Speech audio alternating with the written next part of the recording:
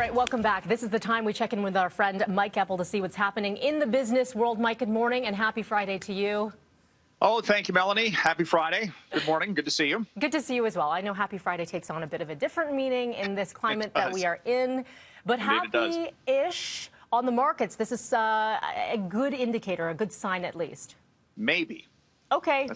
That's the best I can give you, because we have seen over the past 3 days just this massive upswing for stocks. And some of the pros are saying, well, maybe Monday was the bottom, whereas the counterpoint would be that this is just a bit of a mirage in what is an ongoing volatile situation for the global markets, because we just don't know yet how much of a hit the economy globally is going to have. We have projections, of course, but no definitive answers, no specific economic results to base any calculations on. This week, we have seen the TSX advance 19% from the low on Monday, a three-day rally. The Dow has surged 21%, its biggest three-day advance since the early 1930s. And what's the catalyst? Well, let's see. We've seen trillions upon trillions of dollars of stimulus efforts announced this week. But when you get past that, you still have to have companies that have earnings. No one's making any forecasts on that level. You've got a rising number of COVID-19 cases in the United States.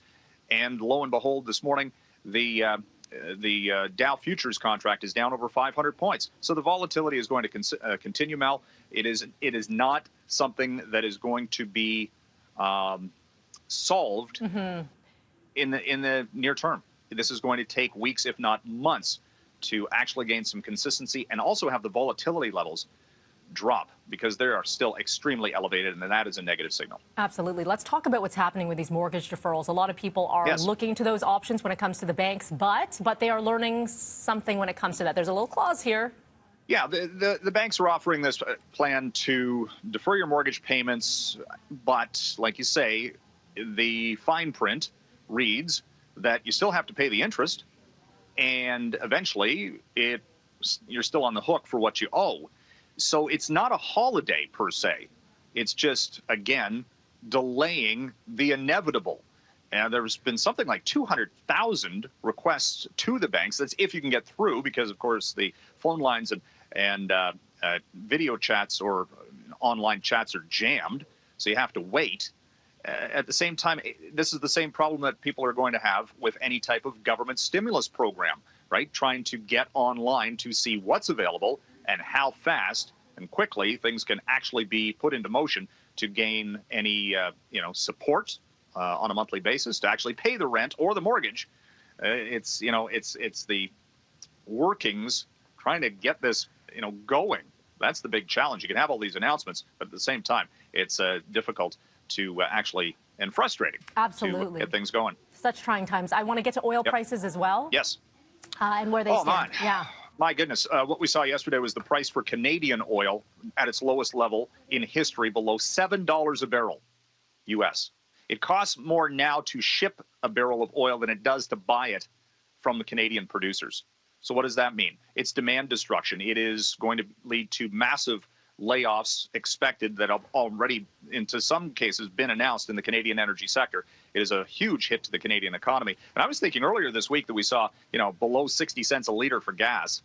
That may have not been the lows if this trend continues. Mike, finally for you, an interesting one coming out of Walmart. They are seeing a massive increase online. People want to invest in the beautiful tops. Yes, a lot of people are teleconferencing, Skyping like you. Something interesting, but not so much the bottoms. No, nobody's buying pants. This is according to the senior VP of sales at Walmart, Yahoo Canada, reporting this about the fact that everybody's video conferencing. You can't see from the waist down, right? So it's people looking good from the top up. Okay, Mike, obvious question Yes, before we got to go. Please stand up. We want to see what's happening. Well, I don't know if you actually said I'm actually wearing jeans this morning, which in and of itself is worlds colliding, because I typically wear khaki chinos. So this is your casual Friday. This is casual Eppel. Okay. Yeah, casual Friday. Exactly. That's your new name. Home office Eppel. Thanks for your time today. Appreciate it. Leave it with a laugh. Thanks, Mel. Have a good weekend.